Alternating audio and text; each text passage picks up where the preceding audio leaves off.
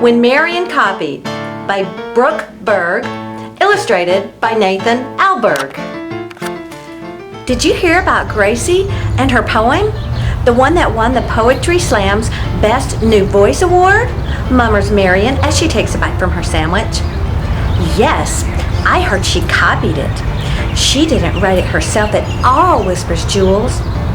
Actually, I heard she copied most of it, then changed a few lines, but still, she didn't write the whole thing herself, Marion whispers back.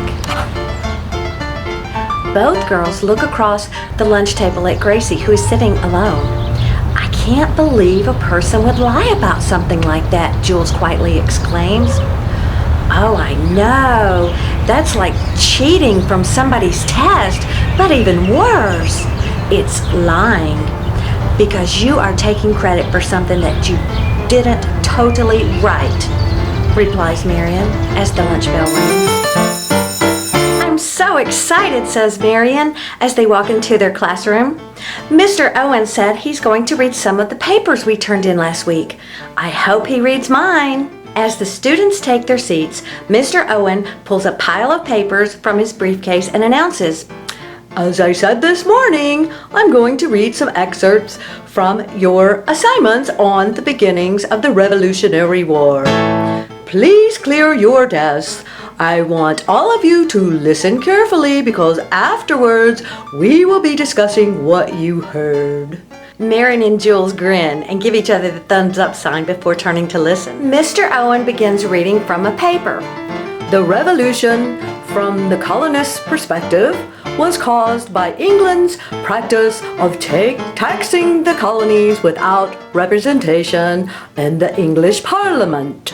England, on the other hand, saw the taxes levied on the colonies as a common-sense way to recover money spent during the French and Indian War, which was fought to defend the colonies.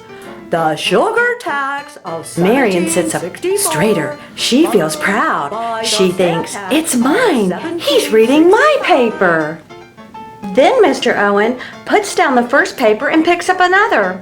He reads, the revolution, from the colonist perspective, was caused by England's practice of taxing the colonies without Marion is shocked.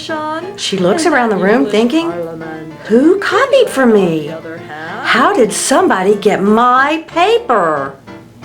I have one final paper to read before we discuss them, Mr. Owen says, and he begins reading. According to Linda Boxer's e-paper titled The American Revolution, the revolution from the colonists' perspective was caused by England's practice of taxing the colonies without representation and the English Marion shrinks down in her seat. She realizes now that no one had copied from her, but she and the other person had copied from the same internet site. But isn't that what you're supposed to do when you're researching and writing a paper? Mr. Owen puts the last paper down and picks up a marker and writes the word plagiarism on the board in capital letters.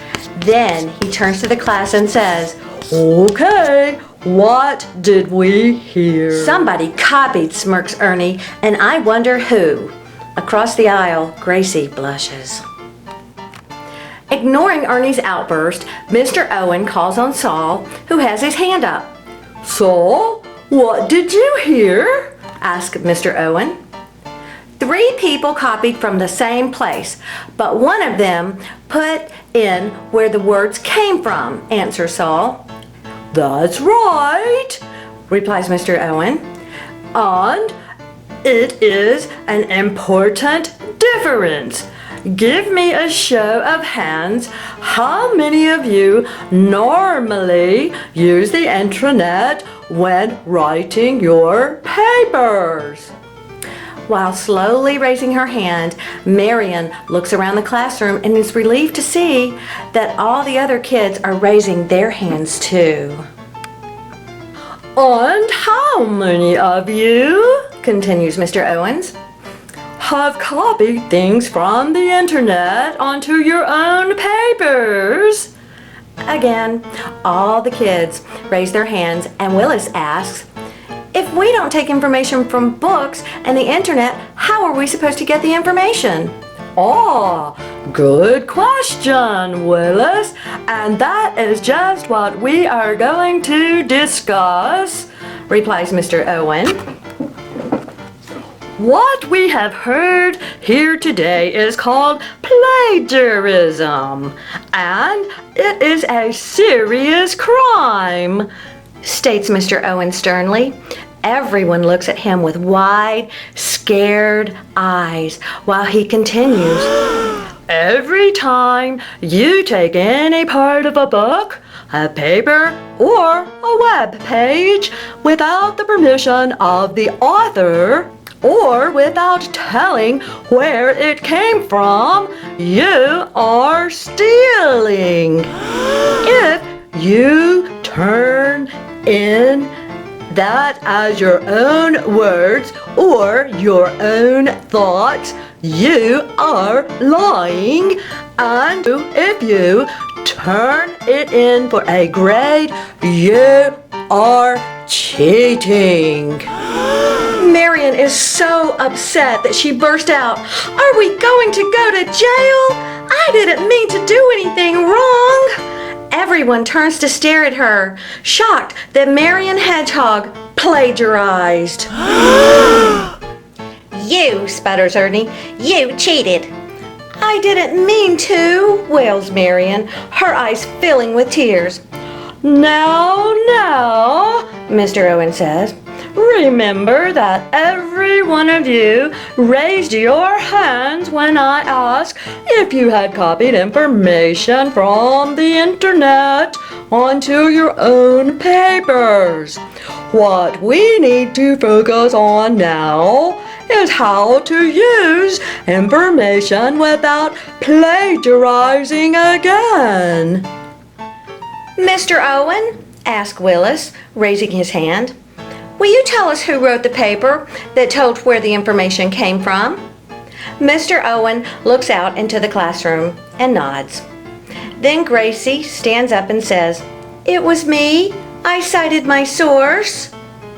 Then she walks to the front of the class and explains, "I know everyone has heard about the poem I turned in last month and that it wasn't completely mine. I used the first part of a poem that I found in an old book of my aunt's, but I wrote the last half myself. I didn't know that I had plagiarized until someone called me to the office. That's when I learned how not to plagiarize ever again." "Thanks, Gracie," says Mr. Owen as Gracie takes her seat. "There are a couple of simple things you can do so that you won't be guilty of plagiarizing. First, you can read through the material, then close the book or turn off the internet and write about what you just read. We have practiced summarizing in language arts, and you can do that with what you read for any assignment." "Mr. Owen," interrupts Jules, raising her hand. "Yes, Jules," replies Mr. Owen. Jules continues, "That is so hard to do because when I read something, I can't think of a better way to say it. I don't have the right words." "You're not alone in that thinking," replies Mr. Owen. "And it leads us to the next way you can use information straight from another author. When an author's words seem better than your own, or when you use someone else's words mixed in with some of your own, like in a summary, you should figure out a way to put the author's name and the name of your source into your paragraph.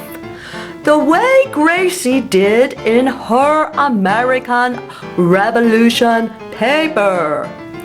But there will still be times when you want to use the exact words from another author.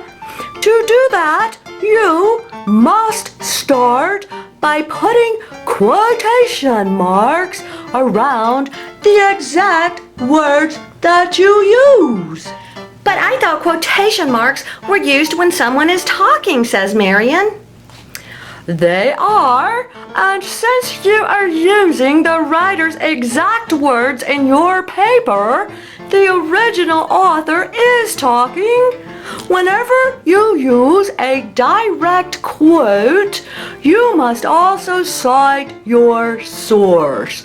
In other words, include a list of internet sites, books, magazines, encyclopedias, and other sources you used. That list is called a works cited list.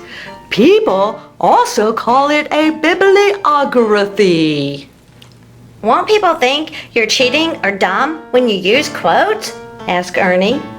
Well, replies Mr. Owen, there's a limit to the number of quotes you should use in your papers. After all, I want to know what you are thinking, not just what other authors thought. You should always try to summarize first and use quotes only to help illustrate a particular point. If there are no more questions, says Mr. Owen, let's head for the Library Media Center, where Mrs. Carlson is going to help us learn how to correctly cite sources. And you will get a chance to practice. Gracie, wait up, cries Marion as she and Jules hurry to catch up to her.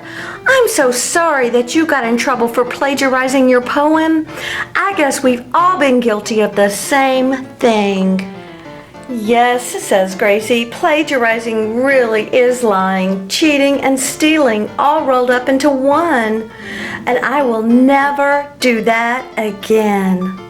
Me either, echoes Jules and Marion as the three hurry hand in hand into the media center. Yes, Gracie says, plagiarizing really is lying, cheating, and stealing all rolled up into one, and I will never do that again.